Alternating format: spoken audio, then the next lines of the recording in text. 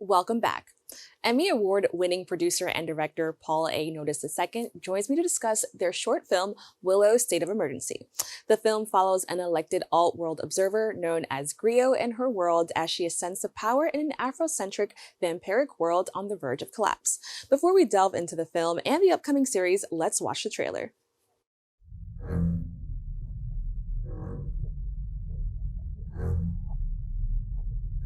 Why hasn't it happened yet? There hasn't been a day that I haven't in some way asked myself that same question. How many more successful projects need to be seen? But how many more of the right kind of people? When you see others have it for far less work and far less questions, you start to ask yourself, why am I not there yet? Maybe you'll never be. What then?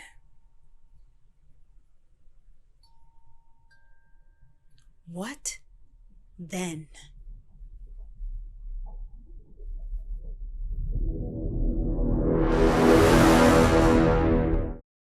Once again, we're joined by producer and director Paul A. Notice II. Paul, thank you so much for joining me. Hey, thank you for having me. I appreciate it. Now, I want to jump right into it. Can you tell us about the short film Willow, State of Emergency? And when did you realize that this was actually a story that you wanted to tell? That's a great question. So Willow State of Emergency, it's a glimpse to a larger world of a TV series that I'm producing with my production company called Willow House of Griots. And it quintessentially follows a woman who is charged with creating laws. So imagine her as like a US representative, but she's able to look in different realities and kind of predict whether or not these laws will work. And in the midst of that, she has an idea that she believes will ultimately save the world that she's living in, and yet she keeps getting ignored. And so the story picks up where she kind of has that all come to a head the night that she confronts her boss in this predictive gambling game that all the griots, as they're called, basically play, where they try to predict, okay, this is going to happen in the next 5 minutes, this is going to happen in the next 5 minutes. And of course, like there's consequences to her actions during that game. I don't want to give away too many spoilers. Right. But, yeah. And when did you realize this was something that you wanted to tell? Because this is like an entire world, as we mentioned. It's not like, oh, I was inspired. Well, you could have been inspired by things in your life, but it's not like a biography or anything. This is like you created this world. So what inspired that? This actually 10 years ago, more than 10 years ago. This originated as a stage play, and what pushed me to make it then was both like a love of August Wilson plays and Susie Louis Parks and Adrian Kennedy, but also a realization that there weren't a lot of roles for Black women in abstract spaces. And it kind of bothered me, right? Even just considering the Bechdel test, I just saw that in a lot of sci-fi and fantasy fiction that's on screen, it just didn't exist. And so I set about creating first a stage play because I saw that didn't happen a lot in theater.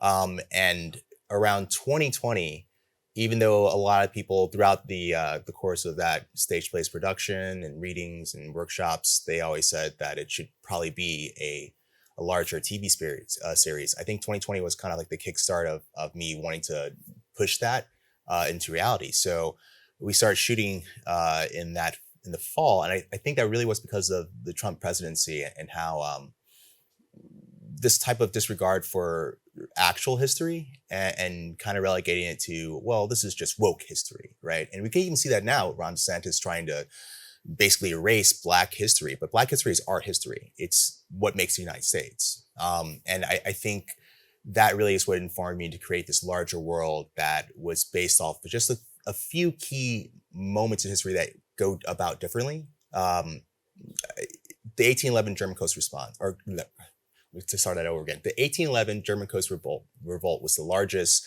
slave revolt in North America. And it could have very easily led to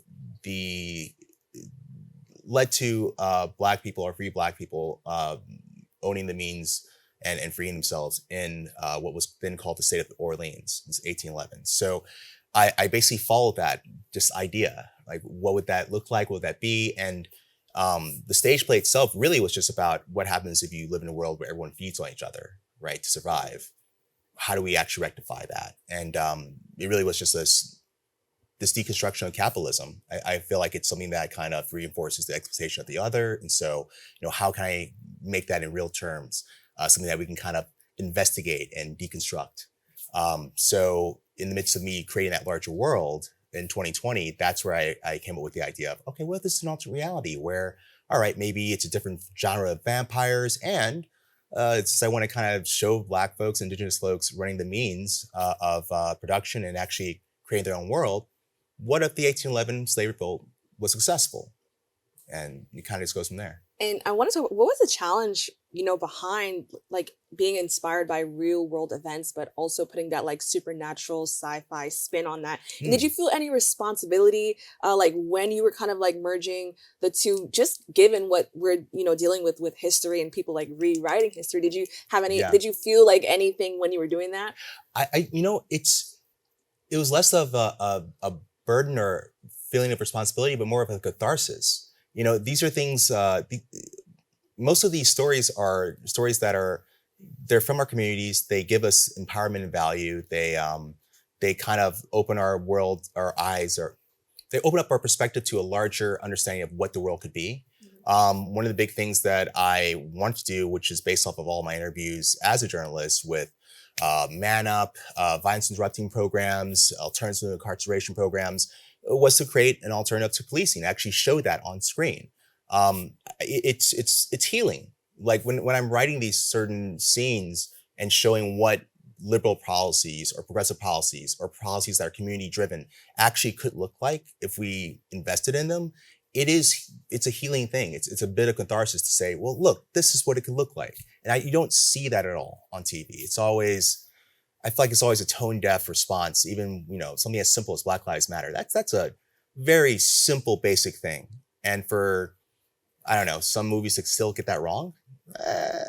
So I think it's more of a healing process, really, to even create that type of world that we want to see. Now, can you talk about House of Griots and how that expands on the world built in Willow? Yes. So with Willow, it's just that microcosm of only Willow and her animosity towards her boss, Shaka. And with House Griots, we pull back that scope to see, one, how the America that she lives in came to exist. So we start literally in 1810, right before the revolt starts, and we follow the leader of that revolt all the way up to the creation of a new country. And then we also jump into different multiverses because it's a multiverse thriller. So getting to explore the different realities along with Moja 1, which is Willow's world, and even introducing a character who literally comes from our reality, called Mark Aware, which is obviously just my name in a different way. But it basically it expands the world and the world building in a way that kind of tells you, okay, this is where all this came from. I think it's a really fun, exciting trip or journey just to kind of see all of that unfurl, and then what different choices each character takes to kind of make to navigate this world that is on the verge of collapse. How are they going to save it? Yeah. So what emotion or thought do you want to evoke in your audience when they interact or just become a part of this world? I remember looking at that question before. It really made me think, because I never thought of that. I never thought of it that way. I always, the main thing I wanted was a sense of catharsis to see our stories told, because a big intention that I did was not just to make it Afrocentric, but to make it inclusive and to center Black women and femmes and queer folks, and to actually weave that into the story.